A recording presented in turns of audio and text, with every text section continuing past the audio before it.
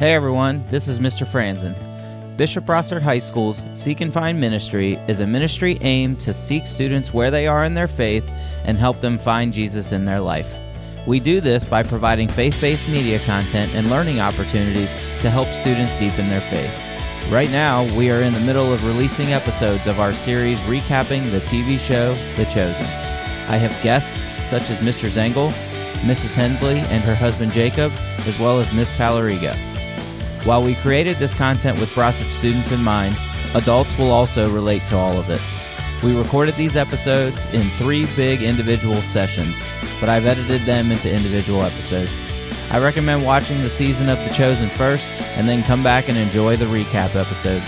Now let's go ahead and get to the next episode. Thanks for listening.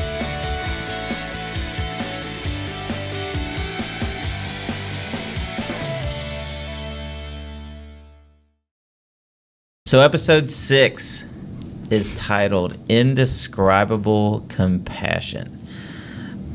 I'm drawing a blank here on what this was. This the dropping in through the roof that we were referencing earlier? Yes. Okay.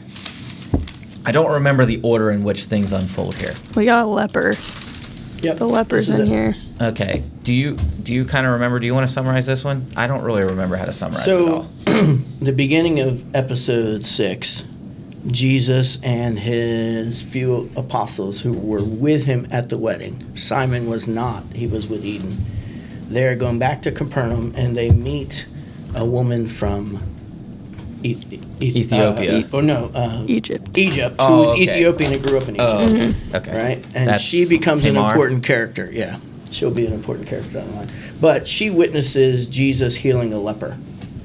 And it was kind of one of those private little miracles that Jesus asked him not to tell anyone. That's right. And that becomes an important scene to again, it's not technically tied to the scripture passage the way that we always viewed it, but it leads to the paralyzed man being lowered through the roof, which is an amazing story that everyone knows. Hopefully. Yes. So all of that leads into Tamar remembering who Jesus was. And she has a friend that is a paralytic. He can't walk. And so she is trying to get this paralytic to Jesus. So this is a moment where people are starting to hear about Jesus. So they're all hanging out in, I believe, Zebedee's house. Correct. Where James and John live. And he's talking to all of them about various things. And there's a crowd forming. And the Sanhedrin get word of this. And so they are coming to see. I can't remember if there was. I think there's Romans there too. They show up partway through, and Simon and Andrew go to keep them at bay. That's what it is.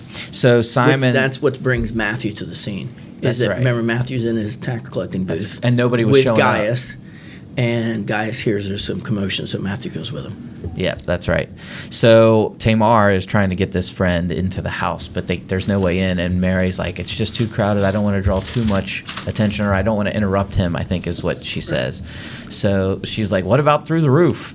And that's how it's described in Scripture, I believe, is that he comes through the roof. Comes through the roof. So sure enough, they find a way to get to the roof, and they start dropping him in. And I don't remember the lines. I don't have it here. But do you have, like, Jesus mentions something about, she mentions, I have a friend here. I've seen what you can do. I believe that if... He says, your faith is beautiful to her. So they kind of have a old-fashioned stare down, the two of those, with beautiful music in the background. No one is really paying attention to them, but he's looking up at this beautiful woman from a different country who is bringing someone from a different place to meet a man in a completely different place. Just to think about what this woman has gone through in her life. She's an Ethiopian who grew up in Egypt, who is now living in at least her third country in the world. She's bringing a man who is a different ethnicity to her with some people who we get to see them. They don't really have speaking lines or whatever. But the 4 people carrying him are not all alike. So, some of them look African, some of them do not. And they're going to a 4th location just because she saw Jesus heal a leper. That's incredible. And he says, your faith is beautiful. And then he interacts with this paralyzed man on the floor of James and John's house. Right. The paralytic actually speaks to Mary Magdalene, too. I see in these quotes in the Right. study guide I have, where she says, I don't want to interrupt the teacher by causing a scene. The paralytic says, what if you were me? What would you do? Yeah. And Mary says, I was you. Yep. And then Mary says, all right, let's go. Get out of the way, people. She doesn't say that, but. That's right. So he heals him. He tells him to get up and walk, and he does. And everybody sees it. So, but Shmuel, who is involved in this scene, his name is so weird. It's Shmuel. And Nicodemus always says it. So, hello, Shmuel. I can't even do it. That's a terrible impression. But so he starts questioning Jesus. Right. At the window. So 2 of the Pharisees, the younger guys, push through the crowd. Yep. And that's where another introduction to Barnaby, who's an amazing older guy. Barnaby. Man. Yeah. And his interaction with them. But they push to the window, and they're questioning, by what authority does he teach? Mm-hmm. How dare he forgive sins? Because that's one of his statements here. And Jesus calls himself the Son of Man, doesn't he? Yes, he does. So he clearly that is. starts the process of him Yes. being investigated, because he's doing something which is considered blasphemy, Right. calling himself the Son of Man. But we see Nicodemus is sort of in the back, and he sees. He's just taking it all in. Yes, Yeah. he's soaking it. Same way Matthew's sort of taking it all in from the Matthew's rooftop. now in the scene. The kids invited Matthew The kids up. invited him up. Yeah. Right. And this is Doesn't Simon interact with Matthew there? It's kind of a weird moment where they're First- not fighting. first he's mad at him for Yeah. being there, and then he pushes him up the ladder to get him Yeah. up. But then he also tells him, take out your tablet and take notes. That's right. Which is a weird statement, because Matthew's not a follower yet. And of course, Matthew eventually becomes a great note taker, which is why he writes his gospel. I also think Simon's sort of saying it in a snarky way. It is a Because like he snarky was way. taking notes on everything that Peter was doing. It was like he was being a spy. So Yeah. I think Matthew thinks that Simon believes he's spying and going to give this information to the Romans. That's right. But he's basically calling them out. Yeah. So I don't remember who Nicodemus says this to. So Nicodemus Probably has Mary. He has a quote in here. If God did something that you felt contradicted to the Torah, would you tell him to get back in the box you've carved for him, or would you question the interpretation of Torah? I Is think that to he's talking Shmuel? Yeah. Because sometimes we read, that's basically challenging him to stop being so fixated on the Right. law. The laws, Which the laws, we the want to laws. follow the commandments. That's not Right. what that means. It doesn't mean don't follow the commandments. Don't be so fixated on the commandments. But it's if you are so close, and I find myself this way. I Yeah. get so boxed into my well, this is what the church teaches. But okay, well, what is the first thing the church tells you to? Meet people where they are and love them for who they are, and do your best in that Yeah. regard. And I come up short often in that regard. But that's what Nicodemus. But that's credit to Nicodemus. He's open to challenging his old way of thinking, whereas a lot of the Sanhedrin aren't, including Shmuel, he wavers at times, but ultimately he gets fixated Right. on the law, and he struggles to open his heart up. Does anything else happen at the end of that? What's the end of that episode? The end of the episode is Jesus being snuck out the back door. Once Shmuel sees the miracle, he yells for the Romans to arrest this man.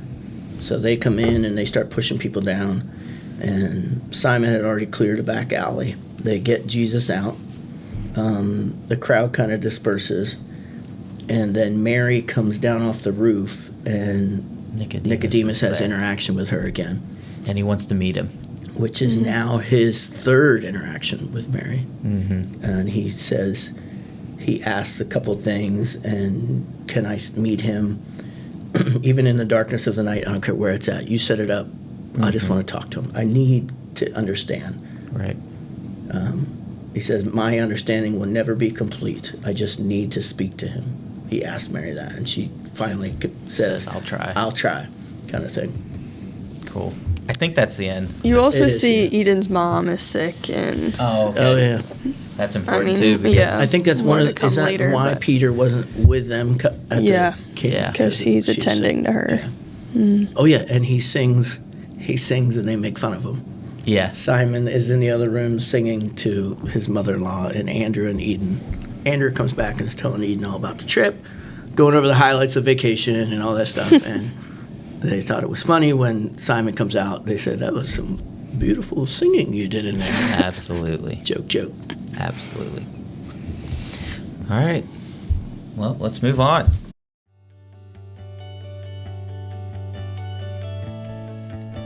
Thank you for listening to this episode of the BBHS Seek and Find podcast.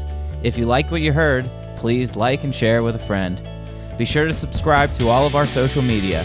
You can follow us on Instagram and YouTube at BBHS.SeekandFind. You can also follow us on Facebook at Bishop Rosser High School Seek and Find Ministry.